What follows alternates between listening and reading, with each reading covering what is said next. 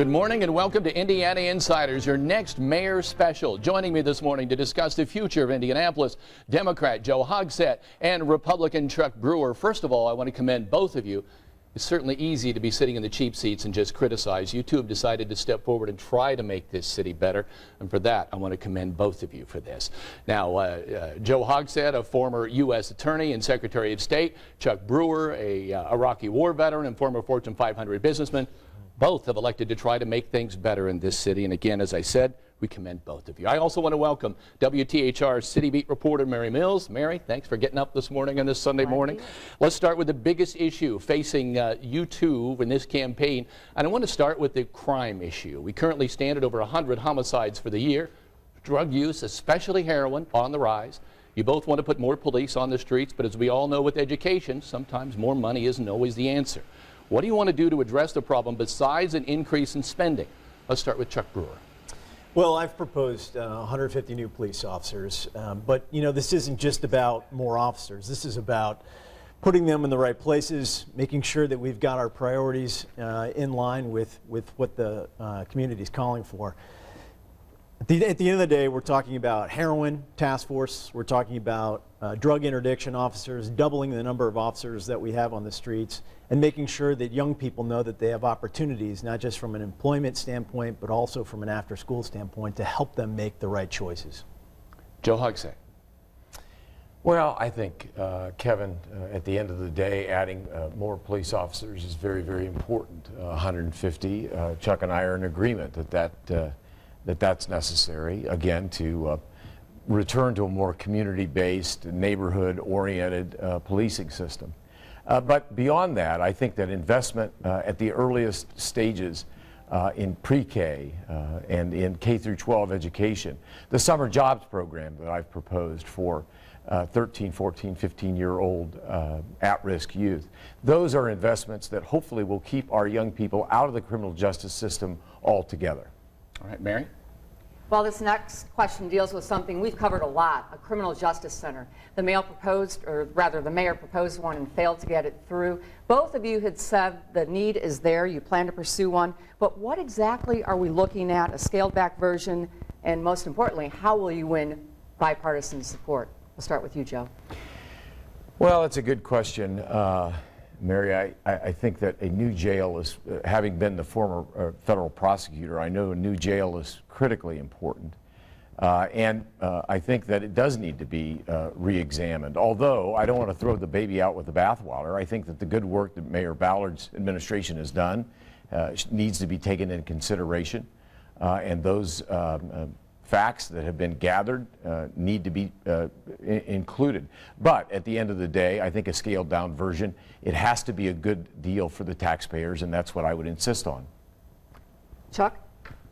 Well, Mary, people ask me why I'm so frustrated with the existing state of politics, and it's because we had this deal that was already put together over the course of a year, bipartisan efforts, and then it was killed on the 1-yard line purely due to politics. I mean, this is exactly the kinds of things that we need to keep out of city government. Our jails are overcrowded. We need a new justice center. I will make sure that we pursue this, but we have to keep politics out of local city government, and we've got to make sure that these deals are not corrupt. Chuck, let's start with you on this next question. The city of Indianapolis has been put in a kind of a precarious situation when it comes to the state stance on the Religious Freedom Restoration Act. How do you see this issue as far as it pertains to the city of Indianapolis? Well, as a small business owner and as somebody that is got their livelihood in jeopardy because of a position from the state that might keep people from visiting us here in Indiana, I'm very sensitive to this. I came out against it along with Mayor Ballard pretty strongly. I know that the state legislature is going to have some issues to deal with in the next session. I would encourage them to look at Indianapolis's civil rights code as a template for what they can do to keep their transparency and make sure the civil rights are respected. Joe Hogsett.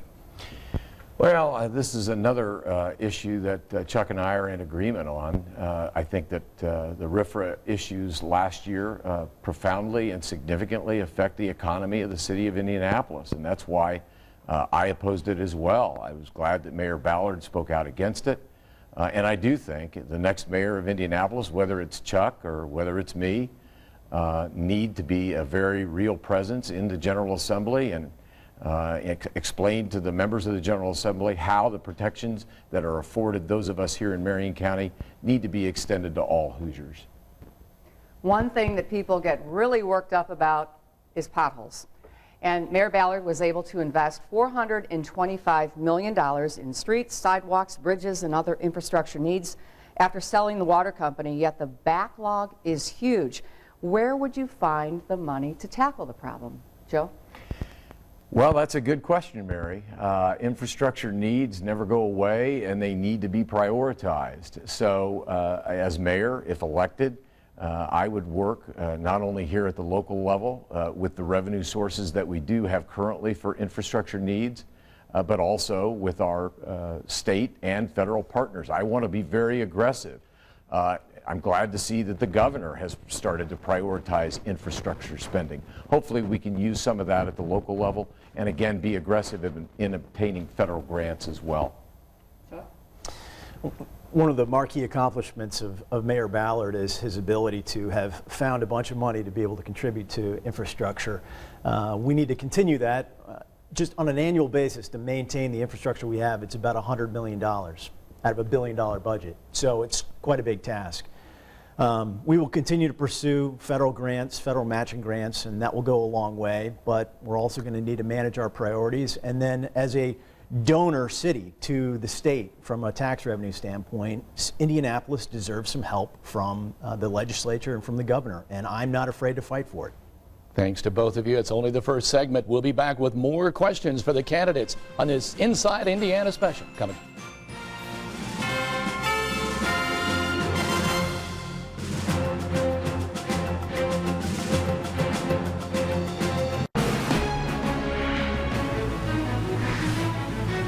Good morning and welcome back to Indiana Insiders, your next mayor special. Again, I'm joined by Democrat mayoral candidate Joe Hogsett and Republican mayoral candidate Chuck Brewer and city beat reporter Mary Mills. Good morning and welcome back. Education is always a key issue, you guys, and there seems like there has been a rift developing as of late between public and private. How do you believe this rift will play out in Indianapolis and how should it? Let's start with Joe. Well, I think that the mayor of the city of Indianapolis is uniquely well positioned to help reform education, providing quality educational opportunities for all of our kids, primarily because of the mayoral sponsored charter schools. I, as mayor, if elected, would seek to make sure that those charter schools are providing the same quality that are expected of our traditional public schools. As mayor, if elected, I would also be a cheerleader for public education generally in the city of Indianapolis. I think that the mayor's role is a very important one to bring people together. And then at the end of the day, make sure that all of our kids are getting the quality education they deserve. Chuck. Well, at the end of the day, this is a very simple issue. We have to create the kind of city that has education and great education for kids no matter what neighborhoods they live in or how much money their parents make. There are 11 different school districts in Indianapolis. There are 174,000 kids that go to our public schools, and only half of those kids go to schools that are considered by the state to be high quality. We cannot wait for our public school system to get up to speed to produce good quality education. We've got to step in and make sure that parents have options, and that whether that's innovation schools or charter schools. And this is another key issue. As you both know, the city has thousands of vacant houses. They're seen as a blight, a nuisance, a place where drug dealing and crime occurs. And yet the process of getting ownership to rehab, tear them down, whatever, can be very difficult. What would you both do to address the problem? And we'll start with you, Chuck. Well, the problem that we face with abandoned homes is that there's so much red tape for the city to be able to take possession of these burned out hulks or homes that have just been dilapidated for years and years and years. And it makes it difficult to turn around a neighborhood when you're faced with those kind of legislative requirements on homes. We have to put in place something that Baltimore has modeled, and it's called receivership.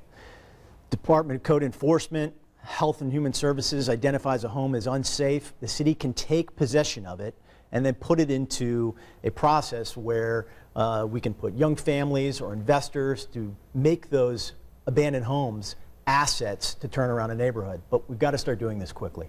And Joe, what would you do? Well, I echo Chuck's sentiments in this regard. I mean, I think that abandoned homes, as I have made a hallmark of my campaign, is clearly part of the restoration of neighborhoods that are necessary for the city of Indianapolis. I would use every means available, city, state means, to obtain these homes as quickly as possible. I would reach out to neighborhood groups and talk with them in determining which homes can be rehabilitated, which can be restored, which are so dilapidated that they need to be torn down. And in that way, rebuild our neighborhoods block by block with full and complete neighborhood involvement. That's very critical.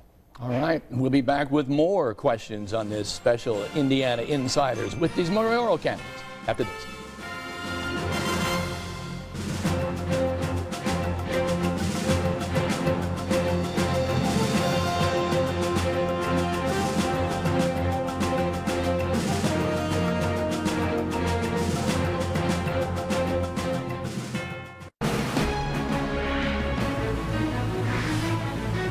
Good morning and welcome back to Indiana Insiders, your next mayor special. Again, I'm lucky enough to be joined this morning by mayoral candidates Chuck Brewer on the Republican side and Democrat mayoral candidate Joe Hogsett and city beat reporter Mary Mills as well. Indianapolis is home to several big headquarters, and the interesting thing is obviously we always want to attract more. The point is, how do we do that and how far are we willing to go in incentives to make that happen? Joe, let's start with you. Well, Kevin, a robust economic environment is critical to the long-term health and well-being of our city. We do have great corporate presence here in Indianapolis, but more is needed. And I think the key to economic development in the 21st century is talent recruitment. It really comes down to attracting as talented a workforce as we can get, because when we have talented people here, businesses will follow. So I would seek to improve the environment, make Indianapolis as welcoming and as hospitable a place for young workers, and in that regard, hopefully businesses will follow and the economy will prosper. Chuck Brewer. Well, look, as a business owner and as a former Fortune 500 executive, I can tell you exactly what I think about giving away tax abatements or tax dollars to companies to attract them here. At the end of the day, this is a race towards the bottom. Every city in America does this, and it's okay if you're trying to develop something, but our downtown is doing just fine now. The real focus that we need to have as a city is to create the kind of place, the kind of success where companies want to move here, not because we're giving away the farm, but because this is a great place to find talented workers, live and raise a family.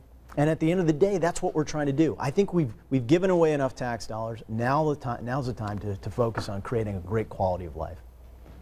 Blue Indy is the mayor's electric car sharing program. It's been a source of controversy from how the city's been funding it, its portion of that, to the charging stations and where they've gone, and some businesses and drivers have been upset with the lack of parking. Where do you both stand on this issue? Chuck, we'll start with you. Yeah, well, again, as a small business owner, I would be upset if somebody took the parking spaces in front of my business. You know, programs like this need to be rolled out well and with a good communication plan. But look, this is a multi-billion-dollar foreign company that has decided to invest in 3 cities, Paris, Tokyo, and Indianapolis. And I think that helps put us on the map as far as other big, large multinational companies are looking to invest. At the end of the day, this is going to be a great story. Hopefully, people will take well to Blue Indy and give it a try. I think this is going to be good for Indianapolis, and I think we need to give it a shot. Joe, what's your position? Well, this is a commitment that has been made by the city administration, and it's one that, as mayor, if elected, that I certainly would honor. One of the hallmarks of Indianapolis has been a series of mayors who, when elected, have not sought to defund or roll back or to significantly change the accomplishments of the previous mayor. And that's the kind of mayor I want to be. I want to take what is good about Indianapolis and improve upon it. Blue Indy and the greening technology that Mayor Ballard has promoted, I think are all good things. I do think that in these kinds of arrangements, there needs to be complete transparency. The stakeholders need to be brought in. The business owners and retail outlets need to be included in these conversations. And in so doing, I hope that this will be a success story for our city. All right, we'll be back with the final questions for our candidates this morning, right after this.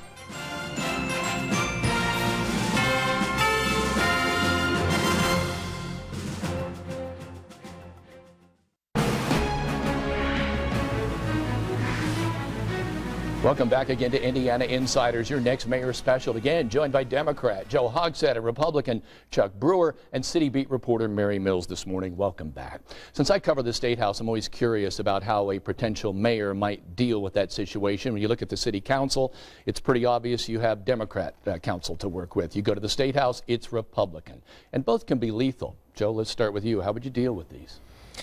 Well, I think that's a very good question. The next mayor of Indianapolis needs to lead and lead boldly, both in the City County Council and in the halls of the General Assembly. The truth is that during the 4 years I served as the United States Attorney, I was completely non-political. And I think that that sent a very powerful message to people on the City County Council and the General Assembly that that's precisely the way that I would conduct myself as mayor. I want to usher in an era of post-partisanship for the city of Indianapolis so that ideas are not considered, whether they be in the City Council or in the General Assembly, not as Republican ideas, not as Democratic ideas, not as Hogsett ideas or Ballard ideas, but rather they're good ideas or bad ideas. And I think that the apolitical nature of serving as U.S. attorney gives me credibility to make those arguments before those bodies. Chuck Brewer?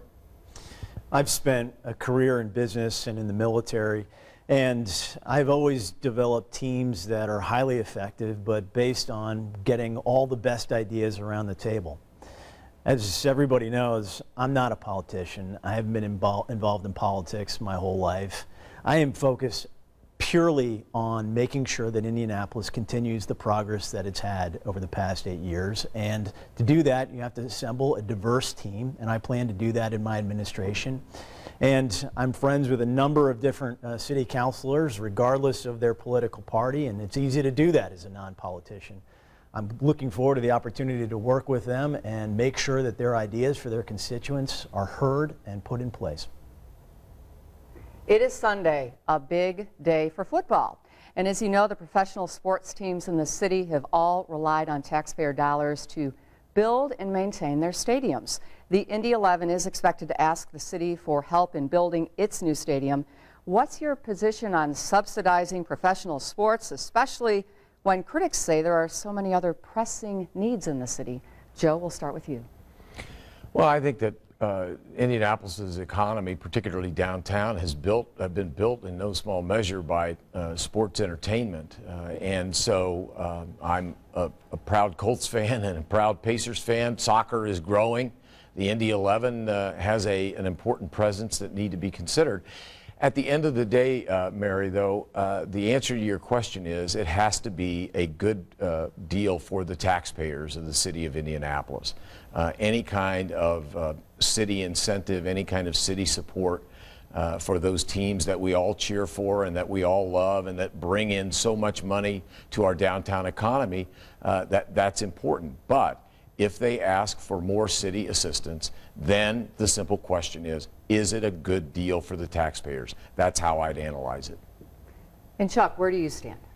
Well, I have to be honest. I'm a big soccer fan. I grew up playing soccer. I've gone to a number of different Indy 11 games. I take my son, who's 9, who plays soccer as well, and I've never been to a game there that has not been sold out.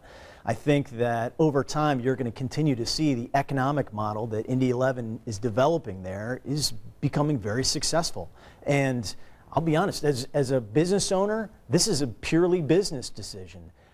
How can Indy 11 create a really good return on any invested dollars from the state legislature? If they can put together a good model, I don't think the taxpayers will have a problem with it. But they've become very wary of using tax dollars for, multi-billionaires that want investments in their sports arenas. This is going to be a good story for Indianapolis, but we're going to have to make sure that those deals are on the up and up. We have a little time left now to give each of you a chance to share a final thought. Joe, we want to start with you today.